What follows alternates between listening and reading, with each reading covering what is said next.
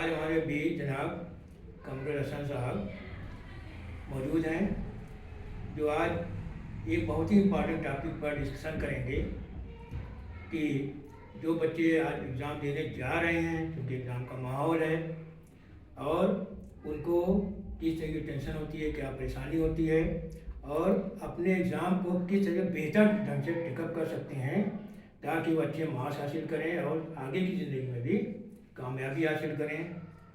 इन सब टॉपिक पर आज वो हमारे बीच में डिस्कस करने के लिए मौजूद हैं। बच्चे नेचुरल है कि भले ही साल भर वो तैयारी करें, लेकिन जब एग्ज़ाम आता है तो सभी का एक टेंशन का माहौल पैदा हो जाता है बच्चों में, क्योंकि साल भर जो उन्होंने तैयारी की है उसका रिजल्ट उसके बाद उनको मिलने वाला है। तो आज कमरुल साहब बच्चों को कुछ टिप्स देंगे ताकि वो अपने एग्ज़ाम को बहुत ही अच्छे ढंग से और टेंशन फ्री माहौल में दे सकें।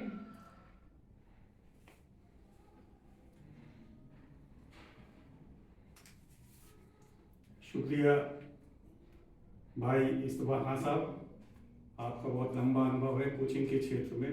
निश्चित रूप से आज का ये वार्तालाप उन सभी विद्यार्थियों के लिए बहुत लाभदायक होने जा रहा है जो एग्ज़ाम के में अपीयर होने जा रहे हैं, खासतौर से बोर्ड के एग्ज़ाम में।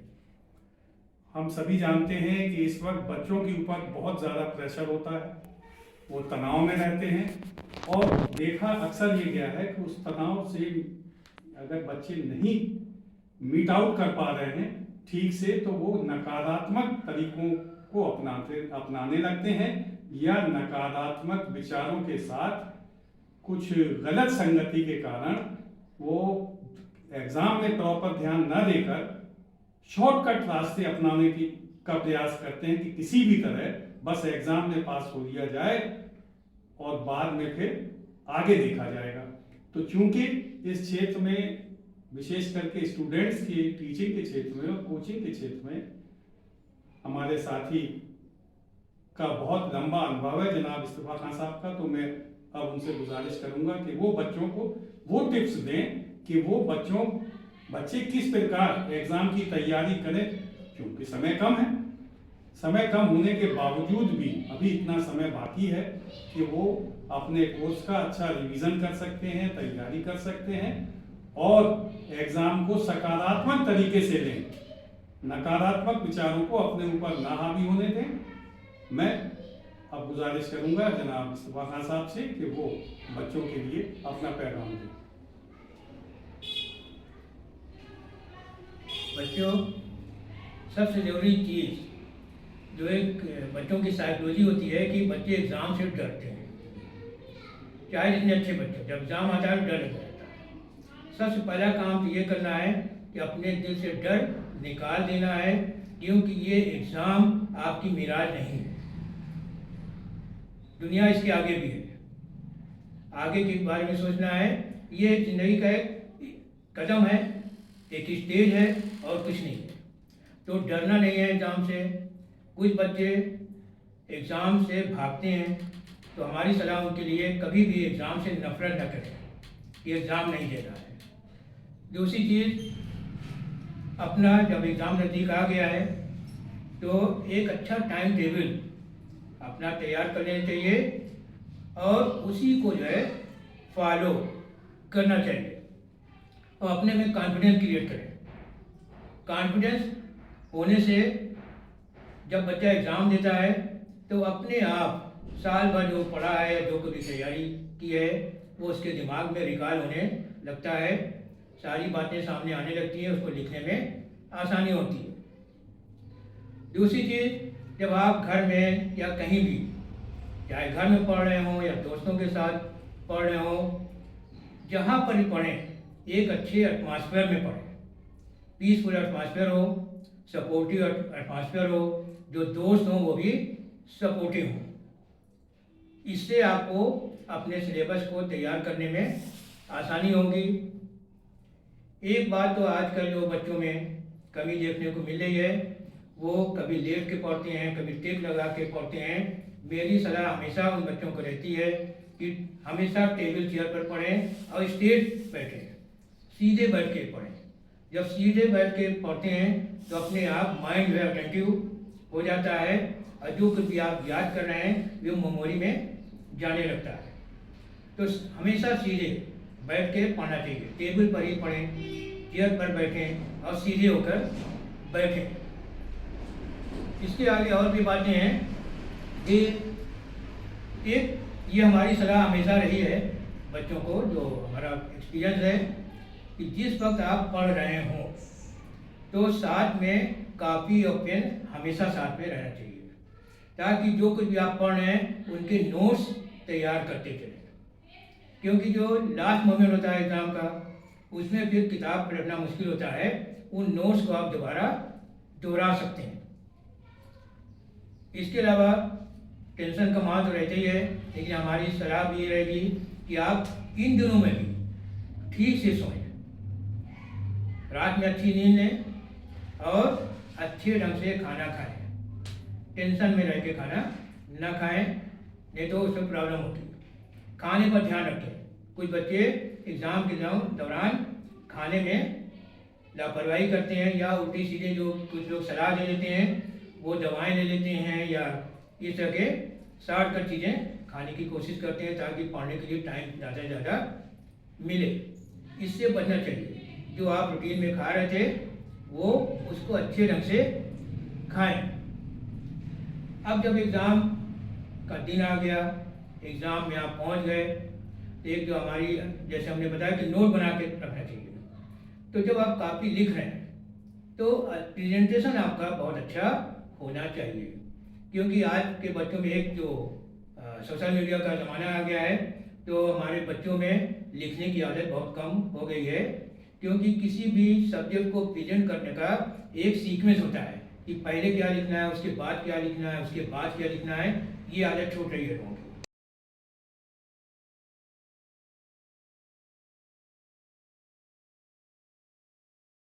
होती है और जब हम किताबें पढ़ रहे हैं तो उसका नोट्स हम बना के रखें और जब एग्ज़ाम आए तो उसमें एग्ज़ाम की जो कापी है उसमें प्रॉपर ढंग से उसको प्रेजेंट करें। प्रेजेंटेशन, क्योंकि आपकी कापी जांची जाएगी, आपका चेहरा आपका एग्जामिनर नहीं देख रहा है, आपकी कापी ही आपका चेहरा है। इसलिए कापी में जो कुछ भी लिखें, आंसर लिखें को सोच कर और प्रॉपर वे में सीक्वेंशियल ऑर्डर में करें और प्रेजेंटेशन बहुत अच्छा होना चाहिए। साथ ही साथ हम लोग ये भी सलाह देते हैं कि कभी भी एग्जामिनेशन हॉल में मान प्रैक्टिस अडॉप्ट ना करें। कोई भी गलत तरीका सक्सेस हासिल करने के लिए अडॉप्ट ना करें, क्योंकि आज भले ही आपको मार्क्स मिल जाएगा, लेकिन आगे आने वाले दिनों में जब आप कॉम्पिटिटिव एग्जाम में बैठेंगे तो वहाँ पर ये सब प्रैक्टिसेस काम नहीं देंगी। और आखिरी बात जो स्टूडेंट के लिए हमारे लिए है कि अल्लाह पर भरोसा रखें, believe in God and believe in yourself. Allah पर भरोसा रखना है और अपनी काबिलियत पर भरोसा रखना है। ये कभी कभी हम लोग कॉन्फिडेंस लूज कर जाते हैं, इसकी वजह से भी हमारा एग्ज़ाम अफेक्ट होता है। तो ये हमारी कुछ सलाह हैं और हम कमल हसन साहब से चाहेंगे कि बच्चों को सलाह तो हो गई और जो उनके पेरेंट्स आज के दिनों में उनके साथ लगे होते हैं उनको कुछ सलाह दें।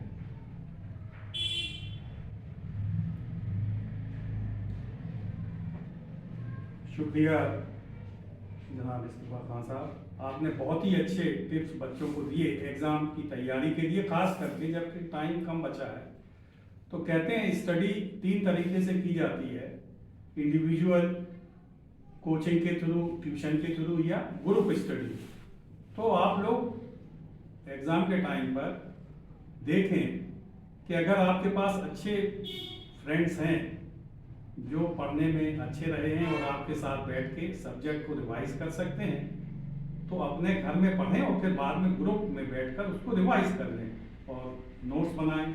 जैसा कि अभी आपने देखा, तो बहुत ही अच्छे तरीके से आपकी एग्ज़ाम प्रिपरेशन होगी और किसी भी तरह एग्ज़ाम के प्रेशर को अपने ऊपर हावी ना होने दें, तनाव ना आने दें। कहते हैं सितारों से आगे जहाँ और भी हैं, अभी इसके इम्तहान और भी हैं। तो ऐसा नहीं होता कि एक ही एग्ज़ाम फाइनल होता है लाइफ में। उसको पॉजिटिवली लें और तैयारी के साथ दें। फिर रिजल्ट जब आप अच्छा करेंगे तो सकारात्मक सोच रखें, रिजल्ट अच्छा ही आएगा। अब रहा सवाल कि माँ बाप बच्चों के साथ एग्जाम टाइम में, तो माँ बाप का ये कर्तव्य है कि वो बच्चों के साथ सकारात्मक सोच से बर्ताव करें, यानी उनका हौसला अफजाई करें, उनका उत्साहवर्धन करें, उनको बताएं कि बेटा घबराने की बात नहीं है, तुमने जो कुछ अभी पढ़ा है उसको रिवाइज करो, अभी इतना समय है कि 2-4 सब टॉपिक्स आप नए भी पढ़ सकते हो, उसके नोट्स बना सकते हो, और नहीं तो जितना पढ़ चुके हो उसी को अच्छे से प्रिपेयर करो। 100% प्रिपेयर करवाइए बच्चों से, जितना वो पढ़ चुके हैं बार बार रिवाइज कराइए, और उनका ध्यान रखिए कि वो समय पर सो जाएं, समय पर भोजन करें, स्वस्थ वातावरण में रहें, हम उनके ऊपर नकारात्मकता हावी ना होने पाए, ना ही वो ऐसे दोस्तों के बीच में जाएं जो अक्सर प्रेशर को कम करने के लिए शराब, सिगरेट या नशावर चीज़ों का सहारा ले लेते हैं और अपने जीवन को बर्बाद करते हैं। अक्सर ऐसा देखा जा रहा है, ये प्रवृत्ति बच्चों में बढ़ रही है। तो माँ बाप को चाहिए कि वो सजग रहें, देखें कि बच्चा कहाँ जाता है, किन दोस्तों के साथ उठता है, बैठता है, अपना समय कैसे व्यतीत करता है, और उसके साथ ही हमेशा उसको सकारात्मक हौसला देते रहें कि कोई फर्क नहीं पड़ेगा, बेटा तुम दो। जरूरी नहीं कि 100% मार्क्स ही आए।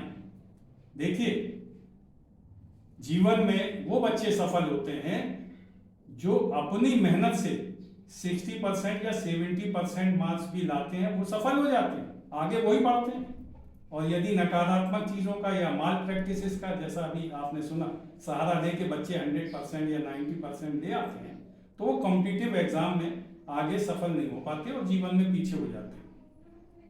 तो माँ बाप प्रत्येक समय सजग रहें, बच्चों के साथ शेयर करें बातों को, उनकी हौसला अफजाई करें, ये ध्यान रखें कि कहीं से भी बच्चों में निराशाजनक। और मैं समझता हूं कि बच्चों के लिए और उनके पेरेंट्स के लिए आज के इस वार्तालाप में हम लोगों ने काफ़ी टिप्स दिए हैं। बच्चे इस पर और उनके माता पिता विचार